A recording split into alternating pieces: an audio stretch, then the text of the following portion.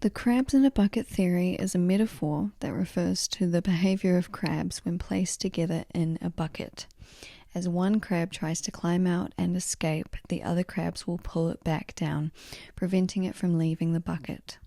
This pattern repeats itself as each crab tries to climb out, resulting in all the crabs remaining trapped in the bucket. I remember when my band first started gaining traction in the city, and all of a sudden all of these people from my past sort of just popped up out of nowhere and just really just, did a lot of nasty things. And I remember feeling so embarrassed because I had just sort of made all of these friends, and I was like, oh my gosh, like now I just have this group of people that's trying to ruin my reputation, and I've just met all of these people and we're all having fun and playing shows together. And I remember, every so often either somebody would tell me about something someone said, or it would just come up in conversation. Every time that it would come up in conversation, it wasn't like, oh, that's really weird and awful that's happening. What did you do? The response was always like, oh yeah, that happened to me. That happened to me when my band started getting, good gigs or whatever. And what could have been a really awful experience ended up being something that actually brought me closer to the people around me, because it made me realize, like, this isn't just something that happened to me. This has happened to other people, and we all understand. I think in having a creative career, it is important to learn the skill of being able to stand alone, and not necessarily alone as in not having people around you, but alone in who you are, like being able to affirm by yourself who you are, your value, what you bring to this world, which is your creativity, your mana. And I think what was really good about my experience with having people, try and ruin my success was that I had built that within myself already, where I had not only worked really hard to achieve what I had achieved, but also the mental work that it took for me to be able to get there in the first place, to be able to allow myself to have the things that I wanted in the first place, to allow myself to let go of anything that was holding me back in order to achieve what I had at that time. And a lot of that was having that mental clarity of knowing who I was and being able to stand 10 toes down on that. Because when you've got other people saying things about you that aren't true, or they're trying to almost like use triangulation as a tactic of making you feel either isolated or unwanted or on the outside, right? Because that's what they want. They want you to feel isolated, alone. They want you to stop yourself from progressing or celebrating or whatever it is, whatever the situation is. And so having that really strong internal structure of like, this is who I am, I love myself, I nurture myself, even if I don't have any friends, even if I don't have any supporters, anyone around me, I still have that, and that is so strong, like that's such a beautiful fail-safe, and yes, it's annoying to go through that sort of thing, because it's like, well, why can't I just be able to have what I want, because it's my life and that makes me happy? Why does it have to make other people feel a certain way or project something onto me that's not real? And it's just a part of it. It really is just part of this thing that you choose, this life that you choose, the lifestyle, being creative, expressing yourself publicly, and just embodying yourself fully. You're going to have people that are going to not want to see that. They're going to feel a certain way about it. They're going to want to stop you, stop your progression, make you stop yourself, make you doubt yourself, make you feel isolated, make you feel like other people don't like you, so you shouldn't do it. And if it was 5 years ago and they had done that, and I had achieved that success with the mentality that I had back then, it would have been a totally different story. I would have freaked out, I would have reacted, I would have been messaging them and saying, why are you doing this, why are you doing that? You don't want to react to things, right? You want to observe and take it in, but in the long run, it feels so much better to look back and know that you handled a situation with grace, rather than look back and be like, oh my God, I can't believe that I let my emotions get the best of me. And trust me, I am an ex-crash out. I used to be very driven by my emotions, but I knew that if I wanted to pursue this career seriously, and if I wanted to be able to express myself freely without the being held back by insecurity or held back by self-limiting beliefs and anything that held me back, I would have to know how to regulate my own emotions and know how to not react to things like that. And it's been such an interesting process of sort of learning how to not just regulate my emotions, but also being okay with the fact that some people are going to be open about the fact that they don't support me, or they're going to be open about the fact that they want to make me feel a certain kind of way. And sometimes it's more subtle than other times.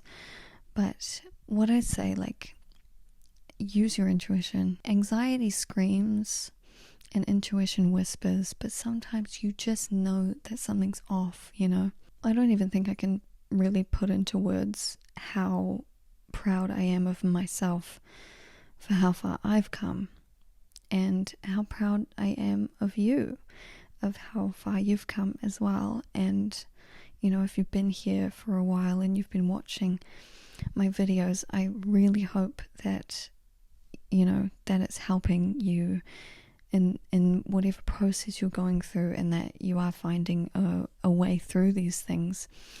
Because I didn't have the slightest idea back in the day. Learning it was the biggest act of self-love that I've ever done for myself, and I can't thank myself enough for doing it. And that's part of the reason why I talk about these things, because I feel like these things aren't really talked about enough. And it just makes me think of all of the people out there, and even people that I've met and mentored, or just had conversations with, and understanding so deeply what the problem is, and knowing oh man, if you just did this one thing, then you'd really have it and you'd be able to do it. And you just think about all of the people that, or even maybe you, that has something inside of themselves that needs to be expressed, that wants to be expressed, that aches inside of you.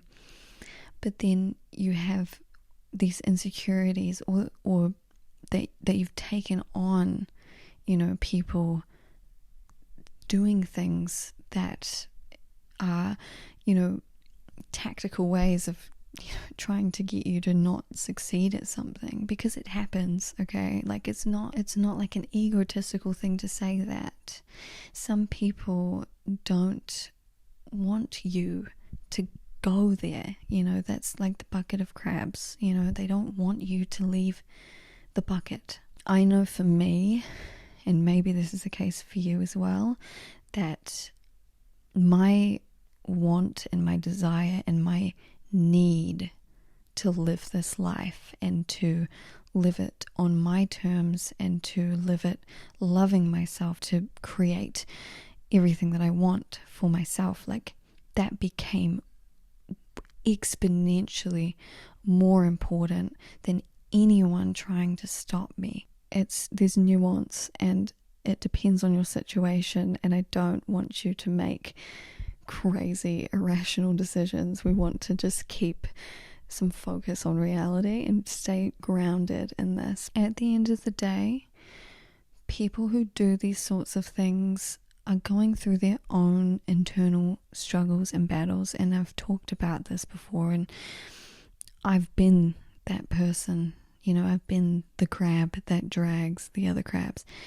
I know how that feels, you know. So I'm not shaming these people. I'm empathetic towards them, and I like to talk about my experience with that because I know what it feels like to be in the dark. I know what it feels like to feel like everyone else is winning and you can't catch a break, and you're just so raging jealous and envious of different people, and you just think that you should be somebody else because you is not good enough. I know how that feels. I know how it feels to be that person towards somebody else. And if you feel that way, and if you've done that, don't shame yourself. Not to justify your actions in any way. We're not justifying it.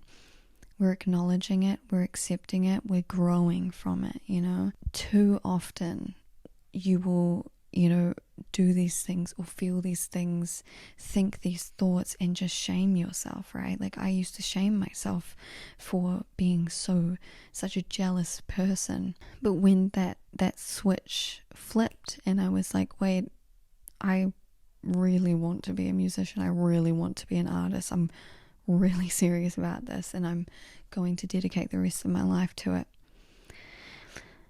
Part of that was learning about my brain, and I wanted to know how to overcome the jealousy so that I knew how to conquer those feelings and transmute them into something useful for me. And that was how serious I was about all of this, you know. That's how serious I am. So if you have experienced these things, don't shame yourself. You know, you can love yourself into change. Nothing bad is going to come from that, right?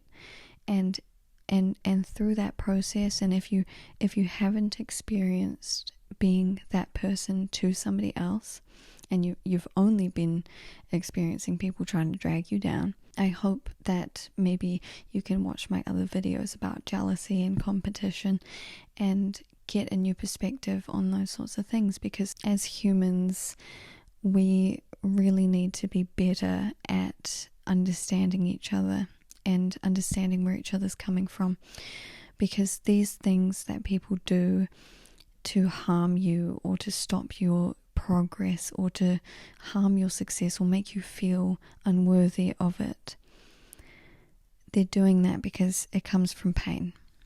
They are in pain. They feel pain, okay? And maybe they're not in a position to be vulnerable about that, but it doesn't change the fact that it's there. So we can still have empathy for these people. We don't need to attack them. We don't need to humble them or bring them down. They're already down. They're already in a really low place, and I would know because I've been there. And, you know, I had to learn how to have that empathy for myself. And I'm telling you, and you can trust me when I say that it is really, really good to love yourself through that, you know, and forgive yourself. Most importantly, forgiving yourself for throwing that pain onto other people. And I guess that's all I have to say about that. So I really hope that this video helped, and I'll see you in the next one.